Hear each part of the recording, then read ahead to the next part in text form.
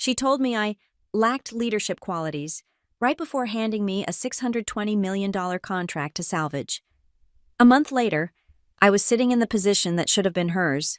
The funny thing is, she's the one who made it happen. Sometimes the best revenge isn't planned.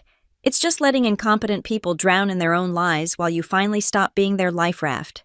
My name is Natalie Pierce, and that winter morning at Redford Dynamics changed everything. The Denver skyline stretched gray and frozen beyond the floor-to-ceiling windows of Marissa Vaughn's corner office.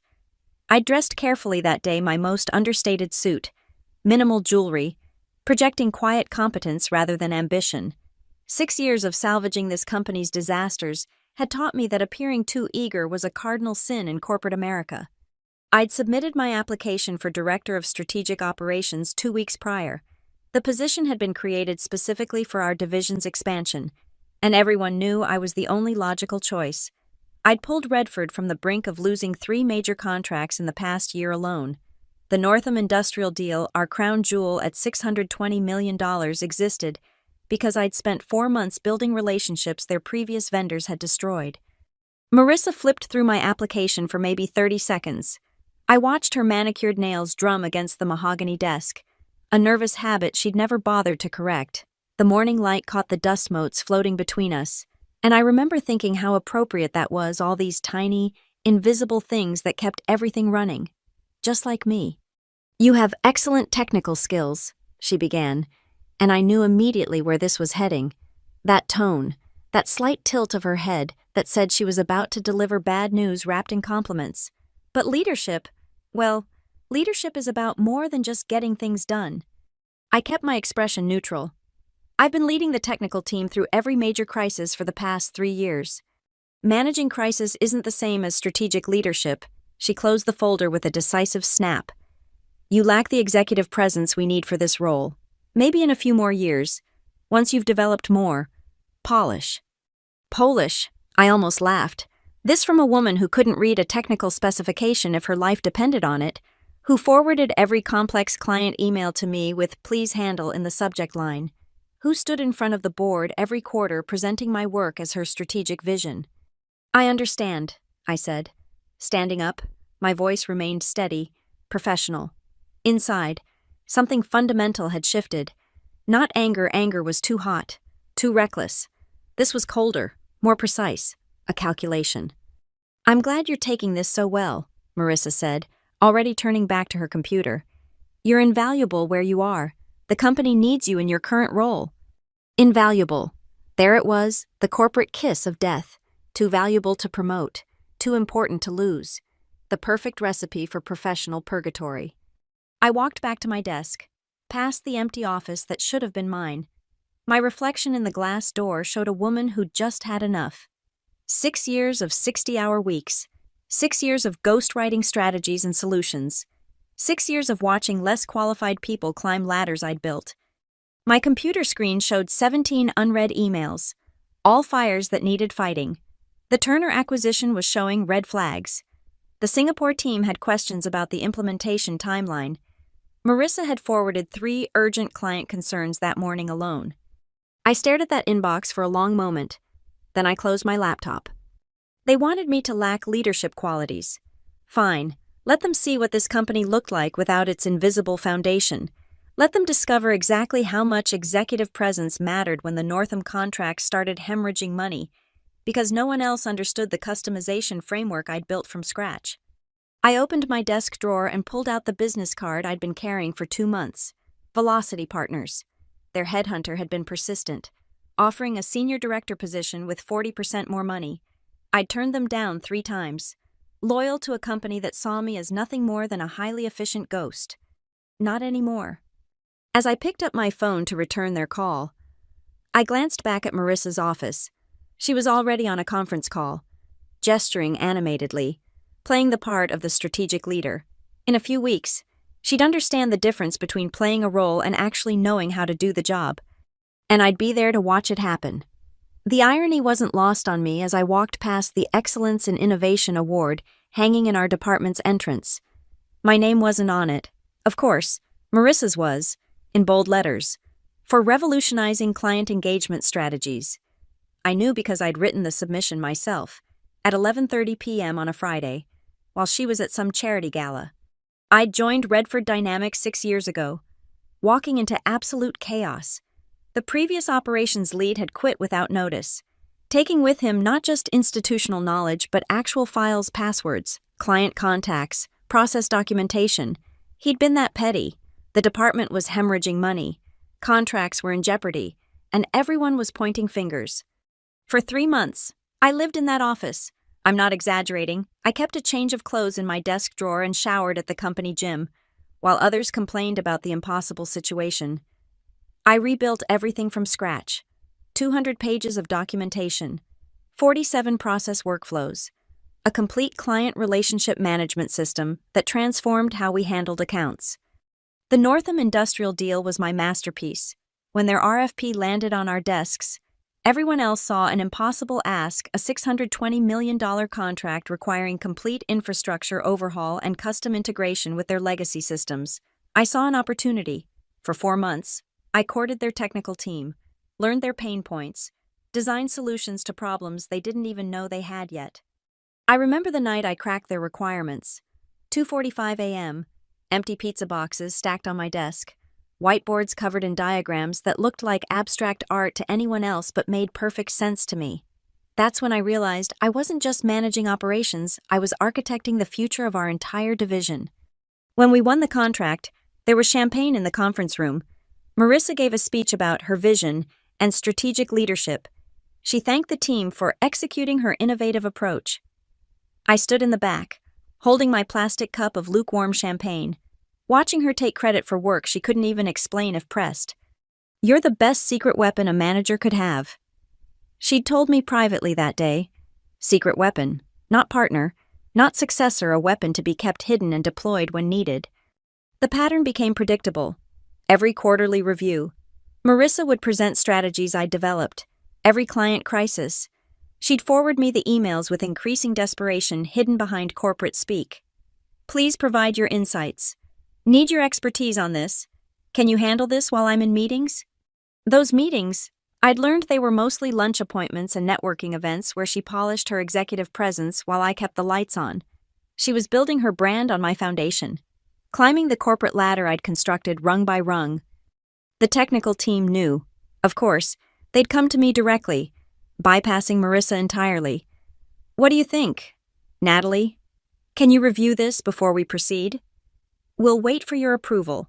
But knowing and acknowledging were different things in corporate America. As long as the hierarchy remained intact on paper, reality was negotiable. I documented everything not out of paranoia, but out of habit. Engineers document. It's what we do. Every solution, every crisis averted, every innovation implemented. My personal files contain the real history of our department's transformation, dates, times, decisions, outcomes, a parallel narrative to the official version where Marissa's leadership had saved the day. Those files sat on my personal drive, never weaponized, never leveraged. I'd believed that eventually, merit would win, that someone would notice the woman behind the curtain, that working 60-hour weeks and sacrificing my personal life would lead to recognition, not just more work. Staring at my reflection in my laptop screen that morning after Marissa's rejection, I finally understood. They had noticed. That's exactly why I was being kept in place. Why promote someone when you can keep them desperate and grateful for the privilege of being exploited? My phone buzzed with another forwarded email from Marissa. "Urgent Northam requesting modifications to Phase 3. Please advise ASAP." I looked at that email for a long moment. Phase 3 was my baby. A complex integration that required understanding both their legacy systems and our new infrastructure. I was probably the only person in the company who could navigate those modifications without triggering cascading failures. I archived the email without responding.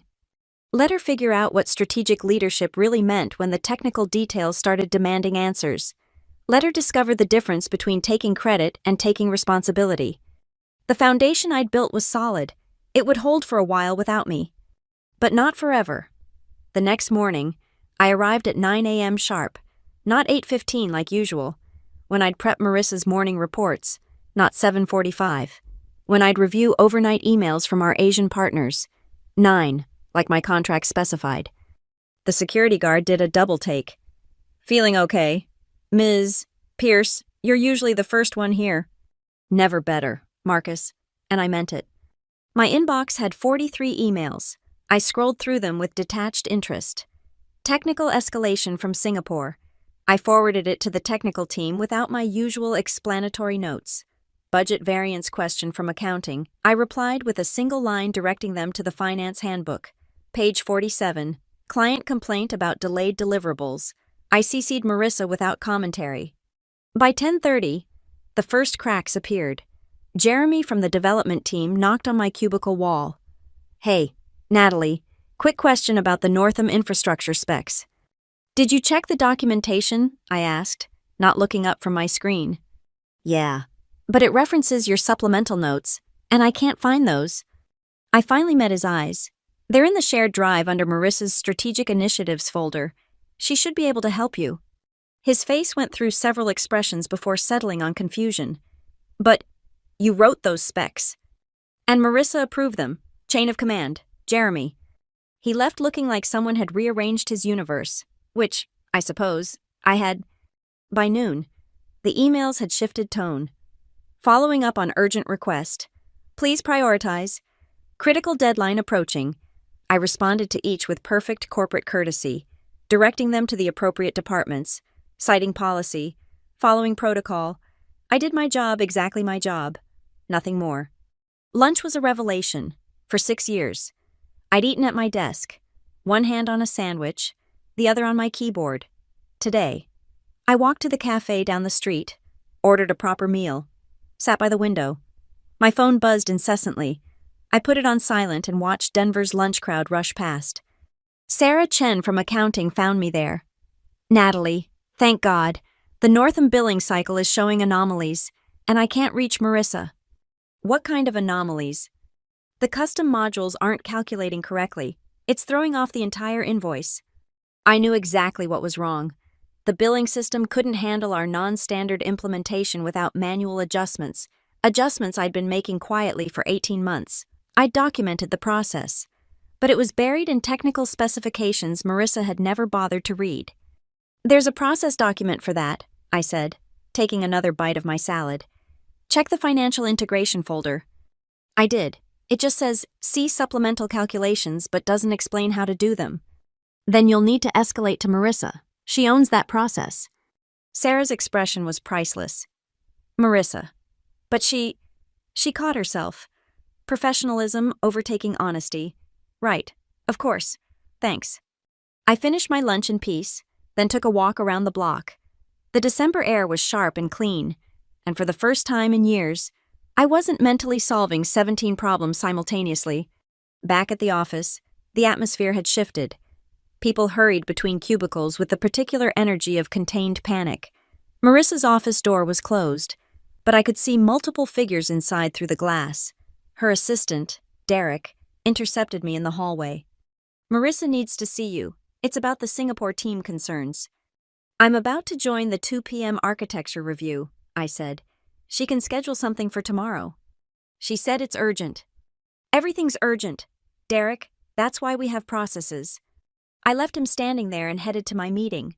For once, I was just a participant, not the one presenting solutions or mediating between technical and business requirements. It was remarkably peaceful. By 4 p.m., the emails had escalated to calls.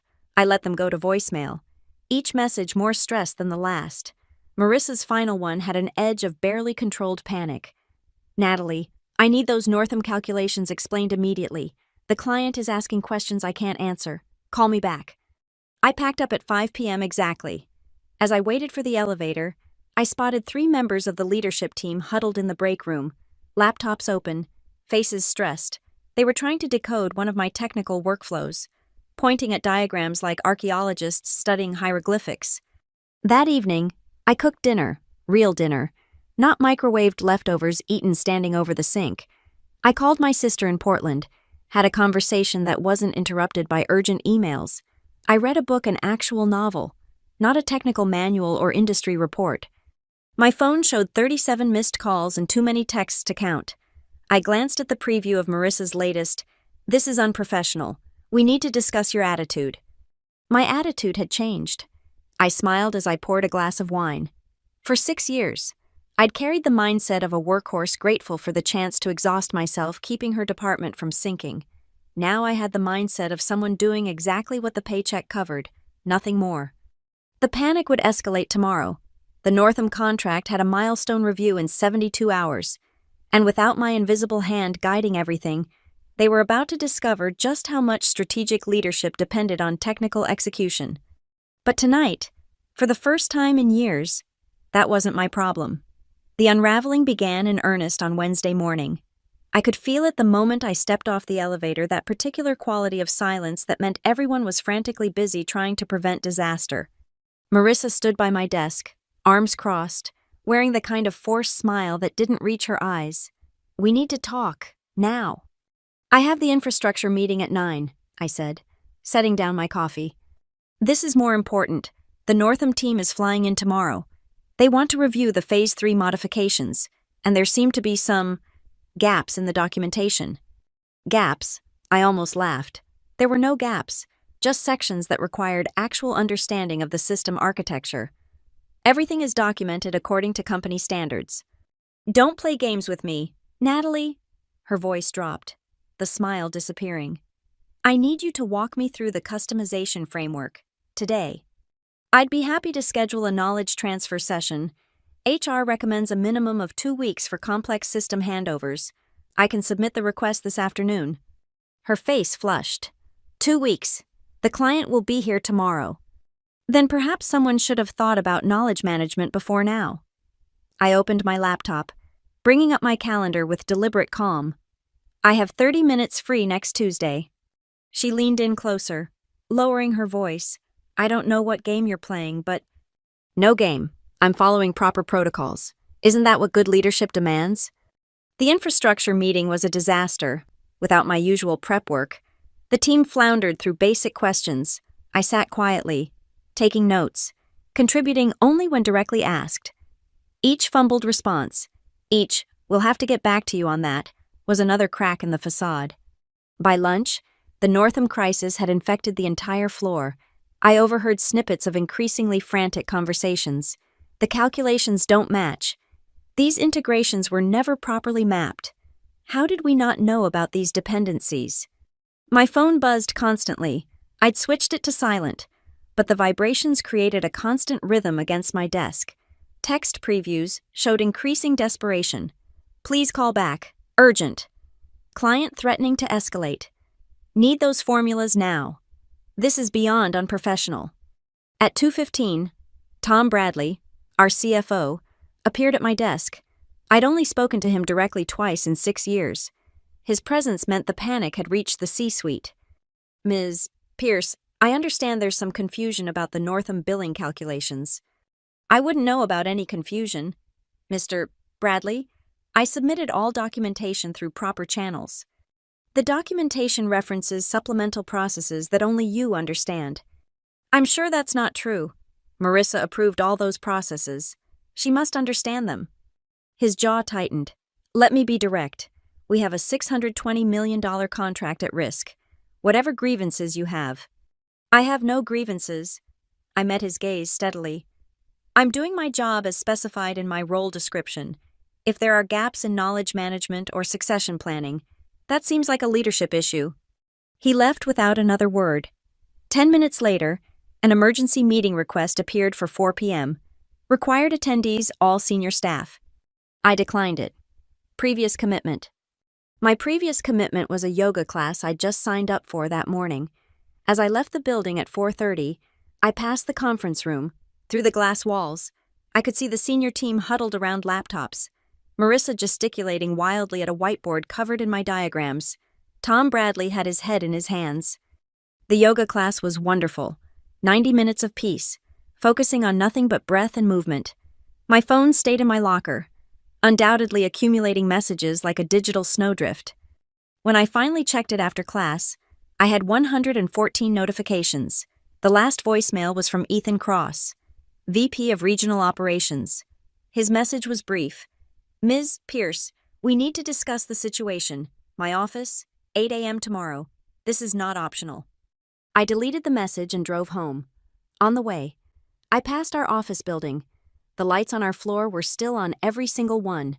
At 7:45 p.m., the war room was in full session. That night, I updated my resume and sent it to the Velocity Partners recruiter. "I'm ready to discuss that senior director position," I wrote, "but I'll need a significant signing bonus to leave my current role, shall we say, 20% above your initial offer." Her response came within an hour. "Absolutely. When can you interview?" I poured myself a brandy and stood on my balcony, looking out at the Denver skyline. Somewhere in that maze of lights, a dozen highly paid executives were frantically trying to reverse engineer 6 years of my work in a single night. They were discovering that strategic vision without technical competence was just expensive fiction. Tomorrow, Ethan Cross would try to negotiate. He'd offer incentives, make promises, appeal to my loyalty. He'd realized too late that they'd confused exploitation with employment, that keeping someone invaluable in place meant they eventually learned their actual value. My phone buzzed again. "Marissa, this is sabotage. You won't get away with this." I deleted the message without responding. Sabotage implied I was actively destroying something. All I'd done was stop being the invisible force holding it together. If that was enough to bring everything crashing down, well, that said more about their leadership than my attitude. The Northam team would arrive tomorrow expecting answers no one could give them. The very framework they'd bought into existed primarily in my head and my private documentation. Documentation I'd created on my own time, with my own expertise, never formally transferred or compensated. I raised my glass to the glittering skyline. Tomorrow would be very interesting indeed. I arrived at 7:55 a.m., 5 minutes before the mandated meeting. Ethan Cross's corner office occupied the 40th floor, with panoramic views of the Rocky Mountains. I'd been here exactly once before, during my initial hiring 6 years ago. His assistant wordlessly escorted me in. Ethan sat behind his glass desk, Marissa in one of the leather chairs facing him. She looked like she hadn't slept, makeup slightly smudged, the same clothes from yesterday. The contrast between us was stark, her exhaustion versus my well-rested calm. "Sit," Ethan said, "not a request." I took the empty chair, crossing my legs, waiting. "Let's cut through the bullshit," he began. "Northam Industries arrives in 3 hours. They're expecting a comprehensive review of Phase 3 modifications. Currently, my entire senior team is unable to explain our own $620 million implementation. Would you care to explain?" "I'm not sure what needs explaining. All documentation was submitted according to protocol. Documentation that references processes only you understand." His voice remained controlled, but I could see the tension in his jaw. "Processes that apparently hold our largest contract together. If that's true, it seems like a significant oversight in our risk management strategy." Marissa finally spoke, her voice hoarse. "She's doing this deliberately. She's sabotaging." "Enough!" Ethan cut her off with a sharp gesture. "Ms. Pierce, what do you want?" There it was, the negotiation. I leaned back slightly. "I want what I've always wanted. Recognition for my contributions. Compensation commensurate with my value. A position that reflects my actual role in this organization. The director position is no longer sufficient." I met his gaze directly. 6 months ago, maybe, but that was before I understood my true worth to this company. Before you all demonstrated just how much you depend on my expertise while pretending it doesn't exist. Name your price. It's not just about money, Mr. Cross. It's about structure, reporting lines, authority. I paused, letting the weight of the moment settle. "But first, I should mention I've received an offer from Velocity Partners. Senior Director of Technical Strategy, 40% salary increase, signing bonus, equity participation." Marissa made a strangled sound. Ethan's expression didn't change, but his fingers tightened on his pen. "They're particularly interested in my experience with large-scale contract management," I continued. "Apparently, they're bidding on several projects similar to Northam. They value expertise in complex integrations." The implications hung in the air. Velocity was our primary competitor. My knowledge walking out the door was bad enough. Walking to them was catastrophic. "What would it take for you to stay?" I pulled out my phone, opening the notes I'd prepared. Senior Director of Strategic Operations, reporting directly to you. 60% salary increase, 20% signing bonus for the new role, full authority over technical architecture and client engagement for all major contracts. That's essentially Marissa's role. No, I corrected. Marissa's role is what I've been doing. What I'm proposing is what she pretended to do. There's a significant difference. Marissa stood abruptly. This is extortion. We should... What? I turned to her. Fire me, please do. I'm sure you'll have Phase 3 figured out by lunch. I checked my watch, which is when Northam expects their technical deep dive, correct? She sank back into her chair. Ethan studied me for a long moment. If I agree to this, and I'm not saying I will, you'll get us through the Northam review. I'll need written confirmation of the terms first. You don't trust me. I've spent 6 years trusting this organization to recognize merit. You'll forgive me for wanting documentation. I smiled slightly. I learned from the best about the importance of getting credit in writing. His laugh was short, humorless. Fair enough, but I have conditions. You stabilize the Northam situation today. You ensure a smooth transition of all current projects. And, he glanced at Marissa. You work with existing leadership during the restructuring. I can work with that, provided the restructuring reflects the new reality of who actually runs operations. You're asking me to demote a senior manager. I'm asking you to align titles with reality. Marissa can keep her salary, her office, whatever maintains appearances, but operational authority needs to reflect operational capability. The room fell silent. Through the floor-to-ceiling windows, morning sun illuminated the mountains. Somewhere below us, the Northam team was probably arriving at our lobby, expecting competent leadership to guide them through their investment. Ethan picked up his phone. Janet, I need legal up here with a contract amendment. Immediately. He hung up, fixing me with a steady gaze. You have 20 minutes to review the terms. Then you fix this mess. Clear. Crystal. Marissa found her voice. Ethan, you can't seriously... I can and I am. His tone brooked no argument. You've had 6 years to develop technical competency. You chose to develop your network instead. Networks don't deliver complex integrations. As legal arrived with laptops and documents, I caught Marissa's eye. The hatred there was pure, undiluted, but beneath it, I saw something else fear. The fear of someone who'd built their house on sand, watching the tide come in. Don't worry, I said quietly, as lawyers bustled around us. You'll still have a role. It just won't be mine anymore. The documents were prepared with corporate efficiency. As I signed my name, accepting the role I'd actually been doing for years, I thought about tomorrow's announcement, the email that would go out to all staff, realigning the organizational chart with organizational reality. But first, I had a client to save. My client, my contract, finally, officially, undeniably mine. Shall we go meet Northam? I asked, standing with my newly signed contract. I believe they're expecting someone who actually understands their system.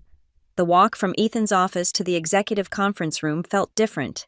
Same hallway, same corporate art, same views of Denver sprawling below, but I wasn't invisible anymore. I wasn't the background player cleaning up messes. I was Senior Director of Strategic Operations, with the contract in my briefcase to prove it. Marissa walked beside me, her heels clicking a rapid staccato against the marble floor. We hadn't spoken since leaving Ethan's office. What was there to say? 6 years of carefully maintained hierarchy had just been shattered. We need to talk, she finally said as we approached the conference room. Privately. I stopped, checking my watch. The Northam team is already here. Perhaps we can schedule something for next week. Don't. Her voice was low, controlled. Don't throw my words back at me. I'm not throwing anything. I'm prioritizing client needs. Isn't that what good leadership demands? She stepped closer, lowering her voice further. You think you've won. You have no idea how this world works. The relationships, the politics, the unwritten rules. You mean the relationships where everyone comes to me for actual answers? The politics where you took credit for my work? Those unwritten rules? I smiled. I think I understand them perfectly. I just stopped playing by them. I made you, she hissed. Everything you learned. Every opportunity. No, I cut her off. You used me. There's a difference. You taught me one valuable lesson, though. Never let anyone else define your worth. I moved past her. Now, if you'll excuse me, I have a $620 million contract to save. The conference room was already occupied. 3 representatives from Northam Industries sat on one side of the table, laptops open, expressions carefully neutral. Our team clustered on the other side Tom Bradley, 2 senior managers, and several technical leads who looked relieved to see me. "Gentlemen," I said, taking the seat at the head of our side. "I apologize for the delay. I'm Natalie Pierce, your new primary point of contact for all technical operations." Robert Steinberg, Northam's VP of Technology, raised an eyebrow. "Knew we were told Marissa Vaughn." "Ms. Vaughn remains with the organization," I said smoothly as Marissa took a seat further down the table. "However, given the technical complexity of your implementation, leadership has decided I should take direct oversight. I believe you're familiar with my work. I designed your customization framework. You're the one who wrote the integration protocols." Steinberg leaned forward, interest replacing concern. "We've been trying to reach the architect for weeks. Every time we asked, we were told it was a team effort." "Many things have been mislabeled as team efforts." I opened my laptop, pulling up the real documentation, the comprehensive files from my personal drive. "Shall we discuss your Phase 3 concerns? I understand you need modifications to accommodate your Singapore expansion." For the next 2 hours, I walked them through every detail they needed. No fumbling, no, "I'll get back to you," no desperate checking of notes. I knew every line of code, every integration point, every potential failure mode, because I'd built it all. The Northam team's tension gradually dissolved. They asked increasingly complex questions, and I answered each one with the depth they'd been craving. Technical leads on our side jumped in with implementation details, finally able to contribute without filtering everything through layers of non-technical management. "This is what we've been missing," Steinberg said eventually. "Direct access to someone who actually understands our system. No offense, Ms. Vaughn, but your explanations always felt abstract." Marissa's smile was rigid. "I've always believed in empowering our technical team." "Empowering," I repeated quietly. Interesting word choice. During the break, our technical leads surrounded me. "Thank God," Jeremy muttered. "Do you know how many hours we spent yesterday trying to reverse engineer your work?" "All of them, from what I heard." "Is it true?" Sarah from accounting appeared at my elbow. "You're taking over operations." "The announcement will go out this afternoon." I glanced around the room, at the faces that had supported me even when I was invisible. But yes, no more telephone game, no more translation layers, direct communication, clear accountability. "About fucking time," someone said, then immediately looked mortified. I laughed. I couldn't agree more. The afternoon session went even better. We mapped out the Phase 3 modifications in detail, established new communication protocols, and set realistic timelines. Steinberg pulled me aside as his team packed up. "Can I be frank? We've been considering scaling back our contract. The lack of clear technical leadership was becoming a liability." He handed me his card. "That's no longer a concern. In fact, we'd like to discuss expanding into our European operations, but only if you're running it." As the Northam team left, expressing satisfaction that bordered on relief, I found Marissa still sitting at the conference table, staring at her closed laptop. "You planned this," she said without looking up. "The whole thing. You wanted me to fail." "No," I gathered my materials. "I wanted to succeed. You failing was just a natural consequence of me stopping to prop you up. Everything was fine before." "Before what?" "Before I asked for recognition. Before I stopped working 60-hour weeks to make you look competent." I paused at the door.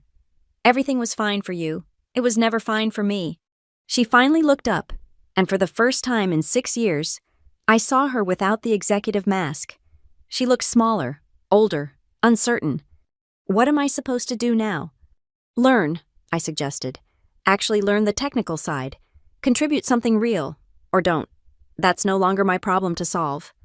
I left her there and headed to my desk, my old desk. Tomorrow I'd move to the director's office, the one with actual walls and a door that closed. But today, I had an announcement to draft, a team to reassure, and a contract to safeguard. My phone buzzed. The Velocity Partners recruiter. I assume from the silence that you've reconsidered. I typed back. Thank you for the leverage. I got everything I wanted. Her response was immediate. Well played. The offer stands if things change. Things had changed. All right. Just not the way anyone expected. Monday morning arrived with all the subtlety of an earthquake. I'd spent the weekend fielding congratulations from team members who'd somehow already heard the news. Despite the official announcement being scheduled for 9 a.m., the corporate grapevine worked faster than official channels, something Marissa had never understood. I arrived early, wanting to be settled before the storm hit. My new office, the director's suite, had been cleaned out over the weekend. Marissa's motivational posters were gone, replaced by bare walls waiting for my touch. I set down my single box of possessions, my engineering degree, a photo of my team from our first successful project, and the crystal paperweight they'd given me last Christmas inscribed with the real MVP. At 8:45, Ethan appeared in my doorway. Ready? I've been ready for 6 years. The email goes out in 15 minutes. Marissa has been reassigned to special projects, reporting to you. She'll retain her salary, but she'll be doing actual work for it. I know. We discussed this. He studied me. You know she'll make your life difficult. She's been making my life difficult for years. At least now it's official. The email hit at 9 a.m. sharp. I watched through my glass wall as heads popped up from cubicles like prairie dogs. People checking their phones, double-checking their screens. The subject line was Corporate Bland, Organizational Restructuring Strategic Operations Division. The content was anything but. My phone exploded with messages. I ignored them all except one. From Robert Steinberg at Northam. Congratulations. Looking forward to working with someone who speaks our language. At 9:30, I called my first staff meeting. The conference room filled quickly, my technical leads, project managers, and yes, Marissa, who chose a seat in the back corner. Let's address the obvious, I began. Yes, the restructuring is real. Yes, I'm now running operations. And yes, things are going to change. I pulled up our project dashboard. But first, let's talk about what won't change. Our commitment to client success, our technical excellence, our team integrity. What about our processes? David from infrastructure asked. We'll be streamlining significantly. No more 5-layer approval chains for technical decisions. If you're the expert, you make the call. Take ownership. And accountability. This from Marissa, her first word since entering. Absolute accountability, but for actual results, not political theater. I met her gaze. Everyone will own their deliverables, publicly. No more hiding behind team efforts when we all know who did the work. The meeting continued for an hour. I outlined new communication protocols, flatter hierarchies, direct client access for technical leads. With each change, I watched Marissa's face cycle through emotions: anger, disbelief, and something that might have been panic. As people filed out, energized and chattering, she remained seated. My office, I said. 10 minutes. When she arrived, I had her new assignment ready. Special Projects is handling the legacy system documentation. Every process, every customization, every client-specific modification needs to be properly captured and transferred to shared knowledge bases. You're giving me documentation. Her voice was incredulous. I'm giving you the opportunity to understand what you've been managing for 6 years. I slid the folder across. This is the technical foundation of our entire operation. Time you learned it. This is punishment. This is education. You wanted to lead this division. Learn what this division actually does. I know what. Name one integration protocol. Explain a single customization framework. Tell me how our billing calculations work for non-standard implementations. I waited. Silence. That's what I thought. She stood abruptly. You think you're so superior, but technical knowledge isn't everything. Relationships matter. Politics matter. They do, I agreed. Which is why I spent the weekend calling our top 10 clients personally, explaining the restructuring, assuring them they'd finally have direct access to technical leadership. I smiled. They were universally thrilled. Apparently, they'd been requesting this for years. The color drained from her face. Those client relationships were her supposed strength, her power base. The idea that they'd prefer direct technical communication over her polished presentations had never occurred to her. "Oh, and Marissa," I added as she reached the door. "The board meeting is Thursday. You'll be presenting the documentation progress, publicly, with your name on every slide." She left without another word. The rest of Monday flew by. My team embraced the changes with enthusiasm that surprised even me. Years of suppressed innovation burst forth new ideas, streamlined processes, direct solutions to old problems. Jeremy redesigned our deployment pipeline in an afternoon, something Marissa had formed a committee to study for 6 months. Sarah automated the billing calculations that had consumed hours of manual work. By 4 p.m., we'd accomplished more actual progress than the previous quarter combined. My phone rang. "Ethan." "I've been watching the activity metrics," he said. "Ticket resolution is up 40%. Client response time is down to minutes instead of days. What did you do?" "I stopped making people pretend incompetence was leadership." His laugh was genuine this time. "The board is asking about the changes. Apparently, 3 clients called to express satisfaction with the new structure. That never happens." It happens when you give people what they actually need, instead of what looks good on PowerPoint. Speaking of which, Marissa submitted a complaint to HR, claims you're retaliating. I gave her a critical assignment that matches her skill level. If that feels like retaliation, maybe she should examine why. Just be careful. Document everything. "I learned from the best about documentation," I said. "Don't worry. Every interaction is recorded. Every assignment has clear objectives and timelines. She can complain all she wants. The paper trail will show exactly who's being professional." As I hung up, I looked out at my team, still working energetically despite the late hour, not because they had to, but because they wanted to, because someone finally trusted them to do their jobs without filtering everything through layers of non-technical management. Marissa thought she'd taught me about corporate politics. She had. Just not the lesson she'd intended. She'd taught me that competence without power is exploitation, but power without competence is a house of cards. And I'd just knocked over the table. Thursday's board meeting was held in the executive conference room on the 42nd floor, the same room where, 6 years ago, I'd presented my first technical proposal while Marissa took notes. Now, I sat at the presentation table while she waited in the wings with her documentation report. The board filed in 12 members who controlled the strategic direction of Redford Dynamics. I recognized most from annual reports and company newsletters. They recognized me too, but differently now. No longer the invisible technician, but the woman who'd saved their largest contract and restructured an entire division in a week. Ms. Pierce, the chairman, Gregory Walsh, nodded. "We've been hearing remarkable things about your restructuring. The results speak for themselves." I pulled up the metrics. Client satisfaction up 35%, project delivery times cut in half, technical escalations resolved in hours instead of days, and Northam Industries just submitted an expansion proposal for their European operations, an additional $200 million. In 1 week. In 1 week of letting competent people do their jobs without unnecessary barriers. I walked them through the changes, the streamlined processes, the direct accountability measures. Board members asked pointed questions, and I answered each with precision, no dancing around issues, no corporate doublespeak, just facts, figures, and results. "We'd like to hear from Ms. Vaughn about the documentation project," Walsh said eventually.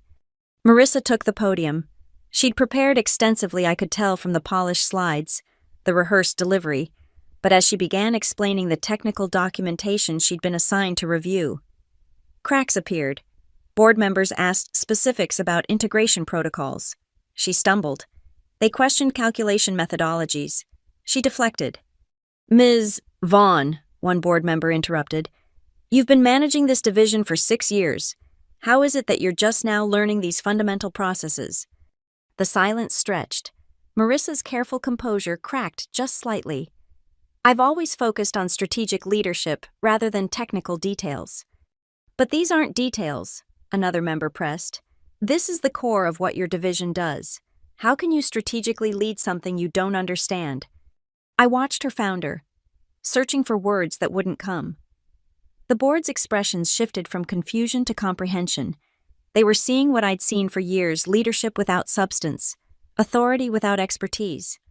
Perhaps, Walsh said carefully, Ms. Pierce could clarify the technical aspects. I stood, moving to the podium as Marissa stepped aside.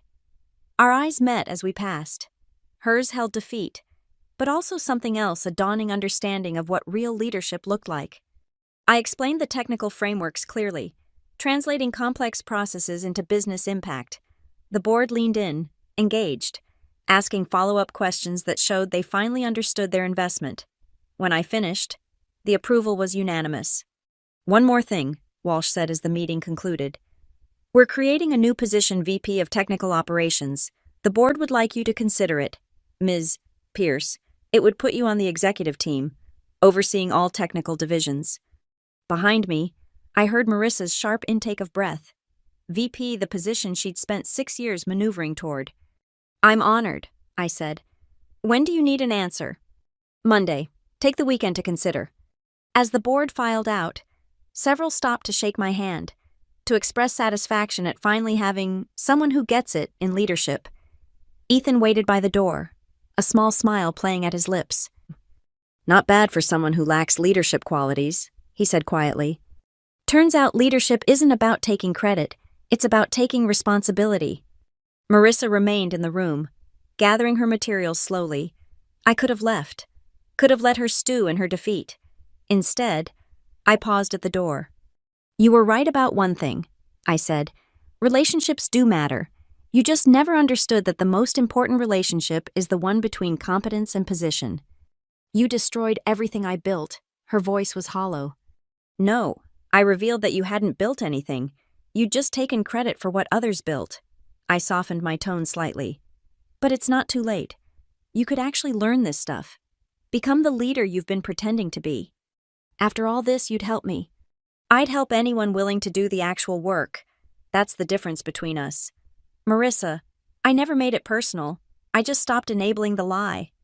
I left her there and returned to my office, soon to be my former office, if I accepted the VP position. My team was waiting, champagne already flowing. They'd watched the board meeting on the internal stream, seen their work finally recognized, their expertise valued. So, VP Pierce, Jeremy raised his glass. How does it feel to go from invisible to indispensable in a week? Like justice, I said, accepting a glass. It feels like justice. As we toasted to new beginnings and real leadership, I caught sight of Marissa through the glass walls. She was at her desk, her new desk in the open floor plan, actually reading the technical documentation. Learning. Maybe there was hope for her yet. But that was her journey now. Mine was just beginning. From shadow to spotlight, from workhorse to executive, from the woman who did the work to the woman who got the credit and the position and the power to make real change. Sometimes the best revenge isn't destroying your enemies. It's simply stopping being their foundation and letting gravity do the rest. Then building something better on solid ground, where competence and recognition finally align. The champagne tasted like vindication. Sweet, bubbly vindication at exactly the right temperature. Thank you all for listening to my story. I'd love to know where you're listening from. Drop a comment below, and let's connect. If this resonated with you, please subscribe to the channel and share your own thoughts about workplace justice. Have you ever felt invisible at work? How did you claim your worth? Let's discuss in the comments.